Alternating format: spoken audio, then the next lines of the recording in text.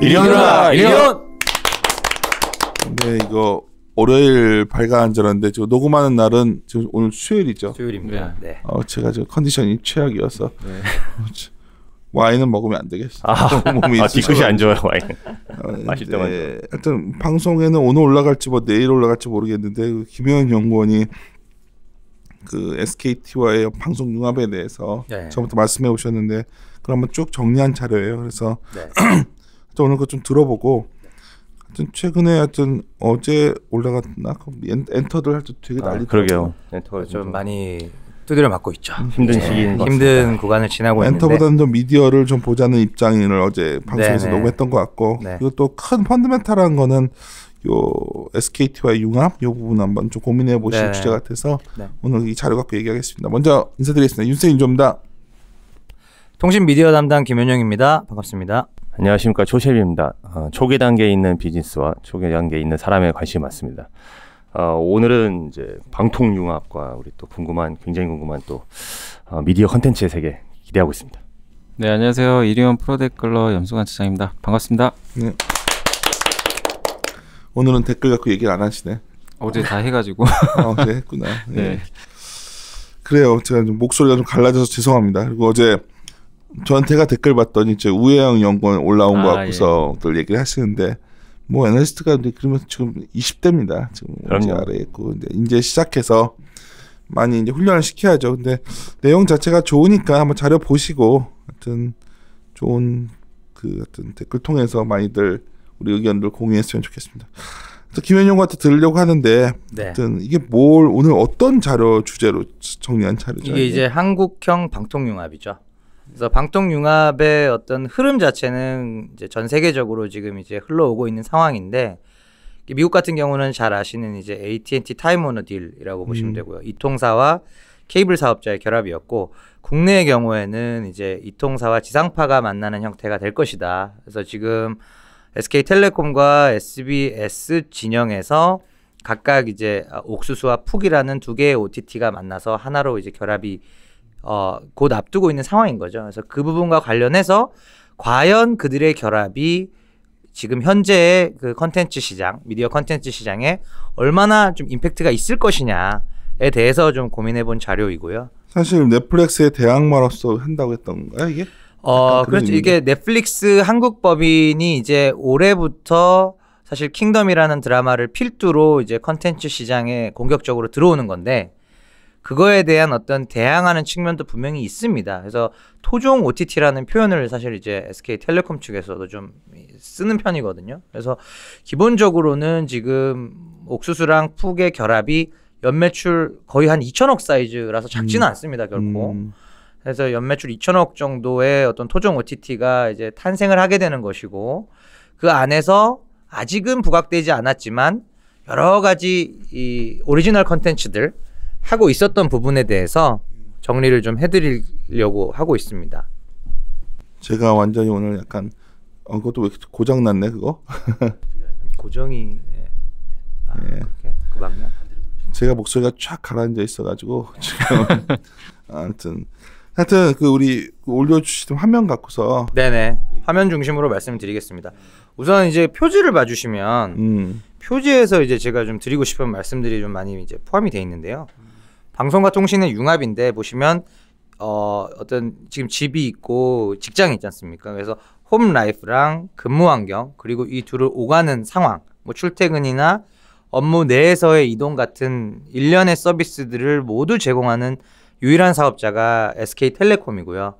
이 텔레콤의 서비스들 중에서 지금 보시면 이 왼쪽 BTV 있는 쪽에 보시면 이제 컨텐츠의 융합이 일어난다라는 겁니다. 옥수수랑 SBS. 이게 IPTV잖아요. 그건 IPTV입니다. 그러니까 IPTV로 우리가 즐기는 컨텐츠들 중에서 OTT 컨텐츠들이 이제 점점 늘어나고 있는 구간이지 그래요? 않습니까? 많이 늘었어요? 많이들 보시죠. 넷플릭스 저는 TV로 봅니다. 핸드폰으로 안 본 지 좀 된 것 같은데. 아니 그러니까 넷플릭스는 보는데 이런 쪽에 IPTV 지금 보시면 이제 OTT 그러니까 뭐 우리 드라마 같은 거 재방영 보고 뭐 영화 보고 이러는 거지 약간 다르지 않나? 이제 푹 같은 경우에는 아직은 오리지널 컨텐츠가 없기 때문에 지상파 위주로 다시 보기 위주긴 한데 지금 유료 가입자가 73만 명이 있습니다. 상당히 많은 거예요. 그렇네요. 우리나라 전체 2천만 가구인 거 생각해 보시면 73만 가구 정도가 지금 푹을 유료로 보고 있다. 얼마요? 8, 9천 원 정도 8, 합니다. 9천 원? 예. 그런 상황이고 옥수수 같은 경우에는 아직은 이제 독립채산제로 떨어져 나온 상황은 아니기 때문에 텔레콤 과금에 섞여 있겠지만 기본적으로는 일단 전체 가입자 베이스는 지금 푹이 400만인데 유무료 합한 겁니다. SK텔레콤의 옥수수가 900만 정도 되는 상황이거든요. 그리고 이제 옥수수는 월정액 서비스보다는 개별 과금 VOD 컨텐츠의 매출이 많은 거고요. 그리고 옥수수는 이제 뒤에 가서 말씀드리겠지만 오리지널 컨텐츠들이 꽤 있어요. 엑소 혹시 좋아하시는지 모르겠는데 엑소의 사다리 타고 세계여행이라는 예능이 있습니다. 근데 오리지널이에요? 오리지널입니다.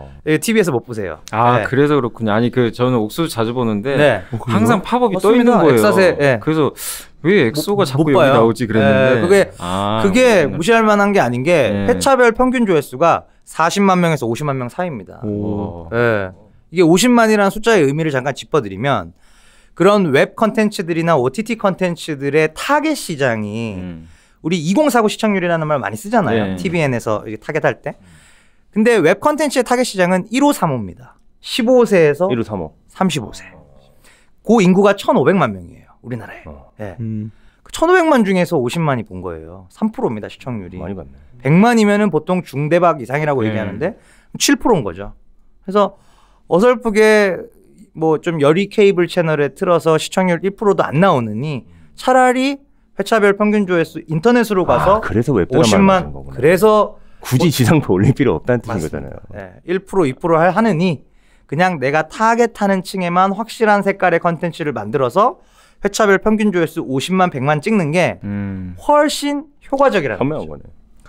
그러면 엑소 그쪽- 아까 엑소 오리지널이요. 엑사세요? 그러면 그거는 유튜브는 안 올라갑니까? 안 올라갑니다. 아 그래요? 네. 유튜브 포기하고 그게 SK텔레콤 지적을 잘해 주셨는데 SK텔레콤과 그 예를 들면 KT 올레 쪽에서도 올레 모바일 TV에서 볼 수 있는 예능이 있어요. 많진 않아도 SK텔레콤만큼 많진 않아도 일부 있는데 올레는 유튜브에도 올려요. 그럼 어떤 일이 발생하냐면 유튜브로만 봅니다. 그러니까요. 그렇죠. 유튜브로만 봅니다. 올레에서 뭐 올레 하는지 플랫폼의 밸류는 뭐 거의 빈사 상태예요. 근데 옥수수는 어찌됐건 3년 전부터 본격적으로 오리지널 컨텐츠를 제작한 게 3년 전부터입니다. 꾸준히 해왔어요. 레드벨벳도 지금 레벨업 프로젝트라고 레드벨벳 여행 가는 것만 레벨업? 자주 보시겠네요. 좋아하죠. 예능 프로가 있는데 그것도 2016년 지금 벌써 시리즈 3까지 왔습니다. 아 그래요? TV에 안 나온다니까요. 이런 것들이 점점 늘어나고 있고 일례로 저도 이번에 이 자료를 쓰면서 알게 된 사실인데 우리나라의 작년 기준으로 총 연간 드라마 편수가 97편 정도 되거든요. 근데 이 웹드라마들을 16부작 50분 환산으로 해서 나눠보니까 9편 분량입니다. 적지 않아요. 총 9편. 작년에 9편 분량을 찍었어요. 신서유기 하고 막 그럴 때 거기다 왜 올리나 싶었어요. 신서유기 숫자 빠진 겁니다. 그 빠진 방송을 거네. 메인으로 송출하는 것들은 다 빠지고요. 다 빠지고. 인터넷에만 올리는, 웹에만, OTT에만 올리는 컨텐츠들을 기준으로 합산을 해도 9편 분량이라는 거예요. 이게 이런 거 맞죠? 그러니까 유튜브 맨 처음 올라올 때는 그냥 다들 어떻게 대응할까 그냥 약간 넋놓고 있다가 막 털리고 있었는데 넷플릭스가 유튜브에 대응하는 법을 하나 보여준 거잖아요. 이 그렇죠. 방식이 하나 있다. 네, 그렇죠. 확실한 컨텐츠로 승부를 하든가. 우리만의 그렇죠, 컨텐츠로. 그렇죠.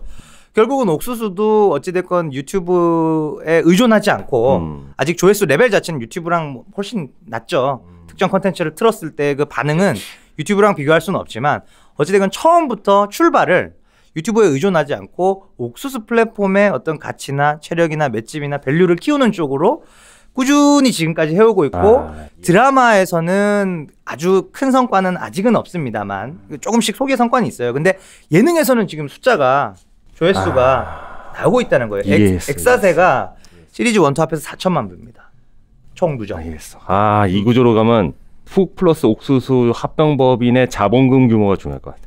그러니까 지금 여기서 이제 이것저것 뭐 만들 거다라고 이제 얘기하실 거죠. 그럼요. 그죠? 그거죠? 네, 맞습니다. 예. 그 얘기는 이제 뒤로 가면서 나오죠. 말씀드리도록 하겠고요. 이 페이지를 봐주시면 올려드린 그 저희 그림의 이 페이지를 봐주시면 이게 저희가 생각하는 이제 통합법인 출범 예상도입니다. 이 예상도는 일단은 이제 1월 초에 체결된 MOU 뭐 내용 하나도 공개 안 됐고요. 그 MOU의 어떤 내용을 예상해서 만든 거기 때문에 사실은 뭐 일단은 그냥 추정치다라는 거 정도만 알고 계시면 되는데, 일단 이 그림에서 중요한 부분은 오른쪽에 통합 후 쪽을 봐주시면 요는 SK 브로드밴드가 통합 OTT 법인의 과반의 지분율을 중장기적으로 가져갈 거다가 핵심이에요. 과반을 중장기적으로 SK텔레콤이 가져간다. 이 통합 OTT 법인이 출범하는 딱 그 시점에는 50%가 안 넘을 수도 있습니다.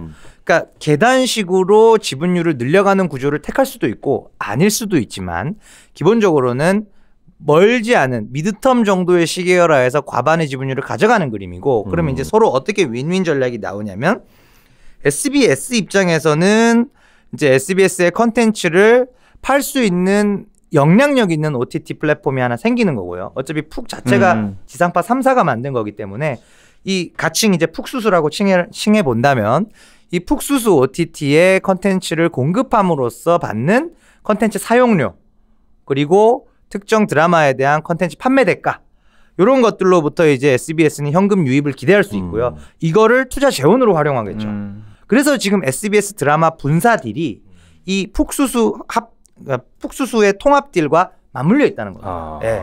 그래서 SBS 입장에서는 드라마 사업부 분사 후 투자 유치를 통해서 자금을 모으고, 그게 한 꼭지, 또 하나는 푹수수 OTT의 컨텐츠를 판매하는 대가로 컨텐츠 사용료로 들어오는 현금, 요걸 가지고 이제 우리가 드라마를 좀 세게 TVN에 대항할 수 있게 우리도 센 컨텐츠들을 만들어내겠다가 이제 SBS의 성장 포인트고요.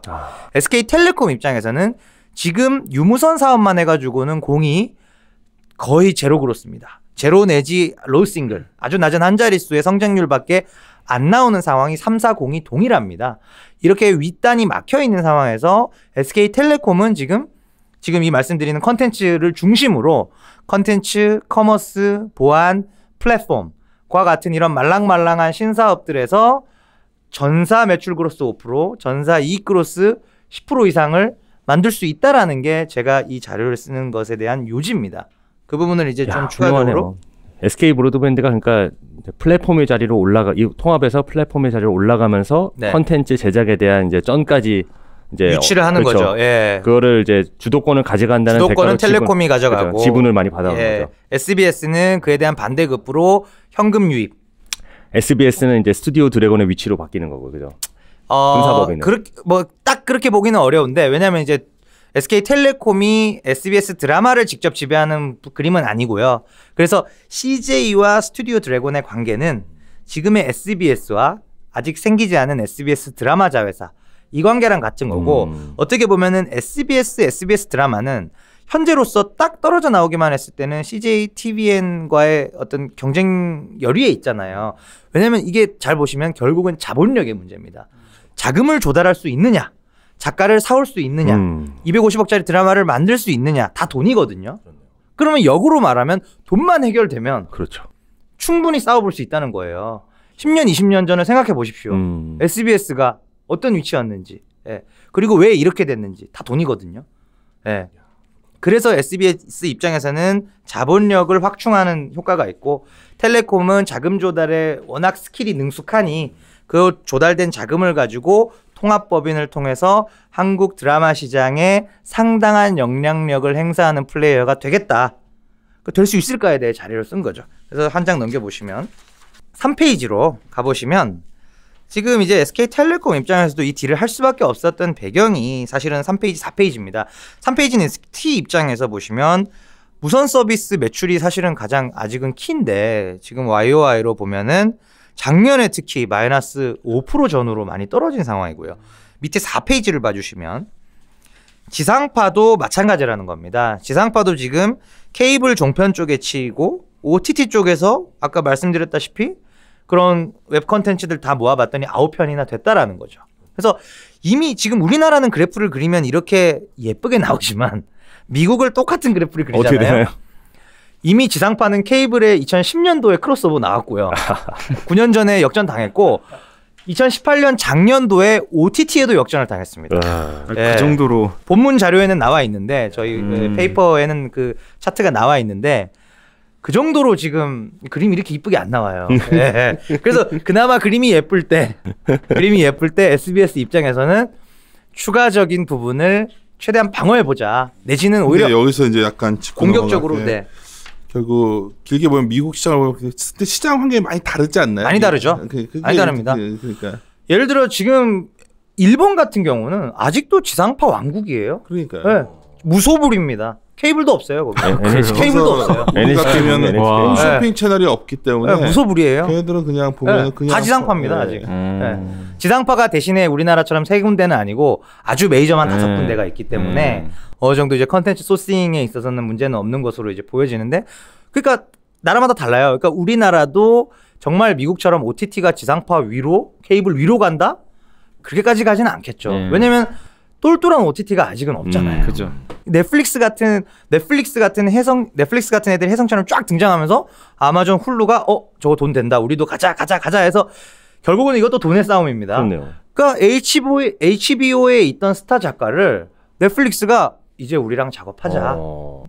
그러면은 움직일 만한 요인은 사실은 달러거든요. 그렇죠. 예. 달러. 그러니까 우리는 그 달러의 흐름이 지상파에 있다가 TVN으로 온 거고요. 그러니까 미국은 그게 OTT로 간 거고요. 그 차이가 있기 때문에 결국은 지금 이 지상파의 어떤 이 항전이라고 한다면 저는 제가 봤을 때는 SBS는 늦은 감이 없진 않으나 상당히 빠르게 지금 치고 나오는 겁니다. 야, 근데 이게 보면 네. 이게 어떻게 보면 이제 서로 손을 잡은 거잖아요. 네네. 연합 얼라이언스 만든 거 아닙니까? 맞습니다. 근데 지상파 3사가 이제 통신 3사 중에서 네. SK 브로드밴드랑 익스클루시브하게 손을 잡아버렸네요. 그런 셈이죠. 네. 지상파 3사의 OTT 천병이 사실은 푹이란 법인이고 네. 그게 지상파가 4대2로 지분을 100% 소유하고 있는 상태에서 텔레콤의 옥수수랑 이제 합병을 하기로 한 거니까, 그러니까 지금 배경을 쭉 한번 짚어보시면은 결국 지상파 3사는 우리나라의 어떤 컨텐츠 경쟁력을 외세에 휘둘리기 싫다라는 뜻이에요. 최근에 보시면 LG U+의 LT 비디오 포탈이라는 모바일 OTT 있지 않습니까? 잘 쓰고 있습니다. 거기 지상파 컨텐츠 끊겼잖아요. 잘 아시겠네요. 아, 그렇게 되는구나. 지상파 공급이 끊겼어요. 끊어버렸어요, 그냥. 끊어버린 거예요. 거기 안내문에 그렇게 그 지상파를 안 보고 있었어 거기서 어차피. 안내문에 그렇게 써 있습니다. 아, 그래요? 지상파가 이름도 공급을 바꿨어요. 중단함에 따라. 비디오 포탈이 아니라 이제 뭐 LG 뭐 U+ TV 뭐 이렇게 이름도 바뀌었더라고요. 네, 그리고 지금 VOD 뭐 월정액 하시던 분들도 아마 3월 말자로는 다 종료되는 걸로 알고 있습니다. 그렇게 고지가 돼 있습니다. 그러니까 이런 일련의 움직임들이, 그러니까 U+는 잘 아시는 것처럼 넷플릭스랑 어떻게 보면 결탁을 한 상태고, 그러니까 외자계의 OTT랑 결탁을 한 상태이기 때문에 외국 손 한번 잡았다가 완전 팽당해. 아니 뭐 그건 아니죠. 싸워서 어떻게 될지는 이제 봐야 되는데. 그러니까 분명한 것은 지상파 3사는 어떤 토종 OTT. 그 옥수수가 유튜브에도 공급을 안 하잖아요. 근데 이런저런 우여곡절 끝에 작년 같은 경우에 그래도 전혜빈 씨 정도 어떤 급의 배우들이 옥수수 오리지널 드라마가 작년에 회당 40만 명이 봤어요. 숫자녀 개숙자라고 있습니다. 드라마 이름이에요. 역시 옥수수에서만 보실 수 있어요. 이게 감이 없네. 시청률이랑 40만 그러니까 40만 명. 그러니까 타겟 거예요? 그러니까 1,500만 명 대비로 대략 어라운드로 높은 거죠. 대략 그렇게 생각하시면 됩니다. 뭐 한 2.5%, 3% 좀 안 되는 정도. 잘 나온 거죠. 나쁘지 않은 거죠. 그럼요. 그러니까 그런 식으로, 그러니까 일례로 지금 웹드라마 중에 제일 잘 된 거는 네이버에서 만든 이제 네이버에서 만든 18이라는 드라마가 있는데 그거는 회차별 830만 명이 봤어요. 네. 그러니까 뭐 영향력이 점점. 네. 근데 그 얘기 나온 김에 V앱 있잖아요. V앱. 네. V앱에서 달려라 V라이브.